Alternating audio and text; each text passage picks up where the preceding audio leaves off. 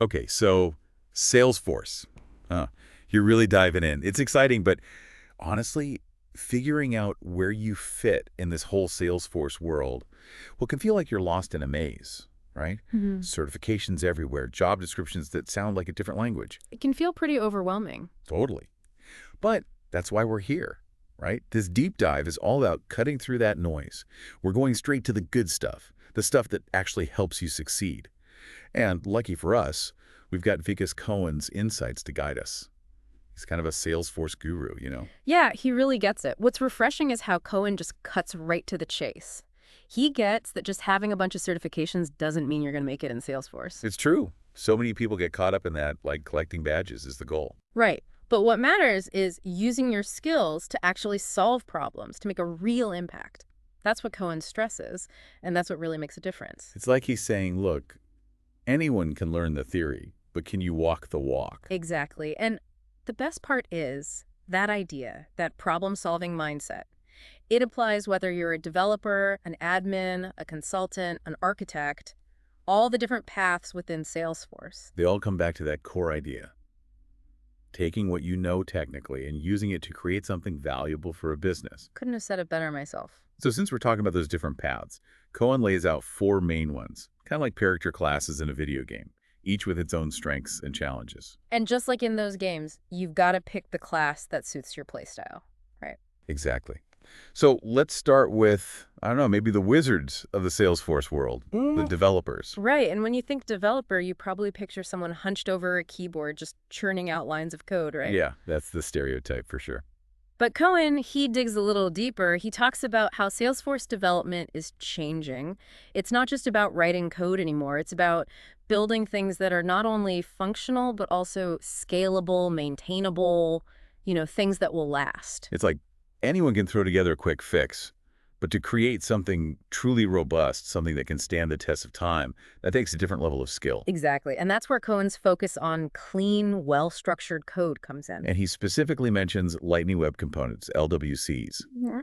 For those of us who aren't coding whizzes, can you break down why those are so important? Sure, so think about it like this. Remember those old cell phones? Big, clunky, could barely do anything. Oh, yeah. And they took forever to send a text message. Right. And then smartphones came along and just blew everything out of the water. That's basically what LWC is doing for Salesforce development. It's a modern framework that allows developers to build things faster, more efficiently, and it's all about creating a better experience for the user. So LWCs are about making things smoother, more intuitive for the end user. You got it. Got it. Now, Cohen also mentioned something called Apex design patterns. That sounds a bit more like, I don't know, architecture than coding. It's a great analogy, actually. Just like architects use proven structural patterns to make sure buildings are safe and sound, Salesforce developers use Apex design patterns to write better code. They're like pre-built blueprints for common coding challenges. They help keep things consistent, reduce errors, and make it easier for teams to work together. So it's about taking that long-term view again, not just slapping together a quick solution that'll fall apart later. Exactly. And that ties right into this concept of technical debt, which Cohen talks about. Technical debt. That sounds a little intimidating, like something you don't want to owe too much of. What exactly does that mean, and why should Salesforce developers care? It's a great question, and you're right, it's not something you want piling up. Imagine you're building a house, and to save some time and money right now, you decide to cut some corners. Maybe you use cheaper materials or you skip some of the structural support. That sounds like a disaster waiting to happen. Exactly. And that's what technical debt is like in software development.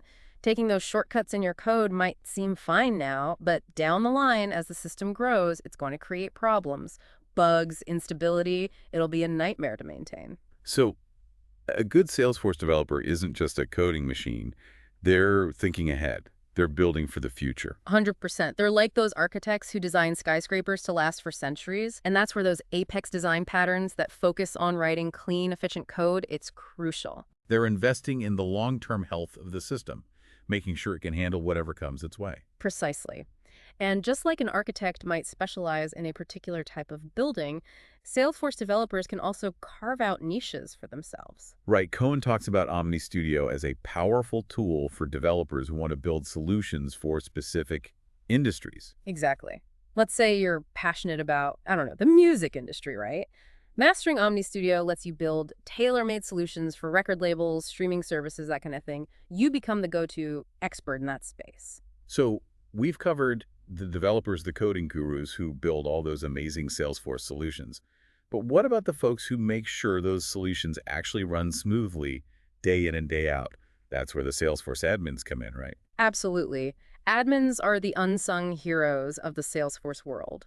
They might not be writing complex code, but they're the ones who keep everything running like a well-oiled machine. They're like the stage managers of the Salesforce theater, making sure the show goes on without a hitch. That's a great way to put it.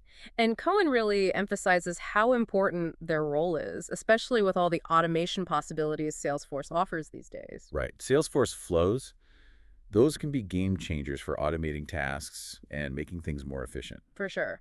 But Cohen points out that it's easy to get carried away with automation. You can end up with this tangled mess of flows if you're not careful. It's like that old saying, if the only tool you have is a hammer, everything looks like a nail. Exactly. Just because you can automate everything doesn't mean you should. A good admin knows how to use flows strategically to design efficient, manageable workflows. It's about creating order out of chaos, making sure everything flows smoothly. Exactly. And to do that well, you need more than just technical skills. A good Salesforce admin also understands the business side of things. It's like being bilingual, right? Fluent in Salesforce and fluent in the language of the business. Precisely. Now, here's something interesting Cohen suggests. He thinks even admins should have some basic Apex knowledge. Really? Apex? I always thought that was purely a developer thing. You'd think so, right? But Cohen makes a good point. As Salesforce gets more sophisticated, the lines between roles are blurring a bit. So it's not about turning admins into full-blown developers. Right. It's about giving them the skills to be even more effective in their roles, to troubleshoot issues, communicate better with developers. And probably looks pretty good on a resume, too. Absolutely. It shows you're willing to go the extra mile to really master your craft. And speaking of bridging that gap between the technical and the business side, that brings us to another key role, the Salesforce consultant. These are the folks who come in, size up a business's challenges, and figure out how Salesforce can help. That's it. Imagine a business is struggling. They've got inefficiencies, maybe their processes are a mess, their data's all over the place. A Salesforce consultant comes in, listens to their needs, and designs a solution using, you guessed it, Salesforce. They're like those detectives in the movies who solve complex cases. They have to analyze the clues, figure out what's really going on, and then come up with a plan. And just like a good detective needs to understand the criminal mind, a good Salesforce consultant needs to understand the business mind. They need to be able to translate those business needs into a Salesforce solution that actually works. So again, it's that bilingual thing, understanding both worlds. You got it. And just like we talked about with developers, specializing in a certain industry can be a huge advantage for consultants. Makes sense. If I'm running a hospital, I'm going to trust a consultant who understands healthcare more than someone with just general Salesforce knowledge, right? Exactly. Expertise builds trust. And that's becoming more and more important in the Salesforce world, especially for the folks who design those large-scale complex solutions, the Salesforce architects. The architects, those are the big picture thinkers, right? Mm. They're making sure these Salesforce solutions are built to last, to handle whatever's thrown at them. Exactly. Cohen actually compares them to architects who design cities. Whoa, that's a cool analogy. Right. Just like a city has to be designed to handle traffic flow, population growth, all that, a Salesforce architect designs systems that can handle massive amounts of data, different integrations, all while staying secure and reliable. So instead of concrete and steel, they're working with data Yes. models, APIs, all that technical stuff. Exactly. They're thinking about the long-term health and scalability of the entire system. And Cohen talks about how important it is for them to understand architectural patterns. Architectural patterns, we talk about like those fancy Greek columns and stuff. Not quite, though it's a similar idea. In software, architectural patterns are like tried and true solutions to common design problems. They help architects create systems that are more organized, easier to maintain, and less likely to break. So it's about bringing order to complexity, making sure things run smoothly even as they grow and change. Exactly. And just like modern cities are becoming more connected, with smart technology and all that, Salesforce architects are also thinking about how Salesforce integrates with other cloud Like platforms. AWS, Azure, all those. Exactly. It's not just about knowing Salesforce anymore. It's about understanding how it fits into this larger cloud ecosystem. It's mind-blowing how much goes into building a successful Salesforce career. It's a lot more than just knowing the technical stuff, isn't it? You hit the nail on the head. It's about applying that knowledge, solving real problems, and that's where that idea of real-world impact comes in, just like we were talking about earlier. Remember, certifications versus actual experience. Right, like having a certification is like having a driver's license. It means you've got the basics down, but it doesn't make you a great driver automatically. Exactly. You become a good driver by actually getting behind the wheel, navigating different roads, dealing with unexpected situations.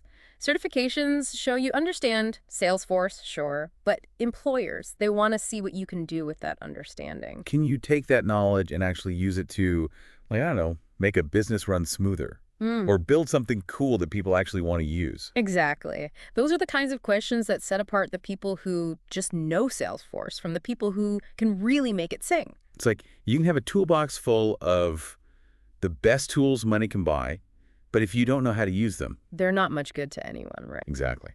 So for anyone listening who's serious about a Salesforce career, how do they bridge that gap? How do they go from like certified to making a real impact, especially with so many people out there who have those certifications? How do you stand out? It boils down to being proactive, to being creative, to going beyond just the theory. Don't just learn the concepts, find ways to actually use them. Think about problems you see in your own life, at work, wherever. Like, give me some examples. What kind of real-world projects could someone take on? Okay, so let's say you volunteer at, I don't know, a local library. They're struggling to keep track of all their books, their members, all that.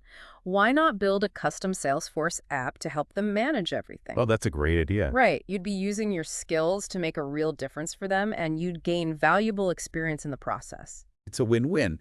And then you can put that project on your resume, showcase your skills to potential employers. Exactly. Or maybe you notice something at your current job that could be improved with Salesforce, a process that's really inefficient, maybe. Take the initiative to automate it with a flow.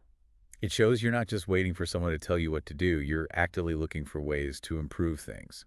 And those are the kinds of people employers want to hire. So yeah, don't be afraid to get your hands dirty, build things, experiment, share your work online, write about your experiences. Get your name out there. Exactly. The more you do that, the more you build your reputation as someone who can actually deliver results with Salesforce. And as you're doing all that, remember, the Salesforce world is huge. Don't feel like you need to learn everything at once. Yeah, it can feel overwhelming for sure. Right. Find something that interests you, become an expert in that area, and then branch out from there. Find your niche, master it, and never stop learning.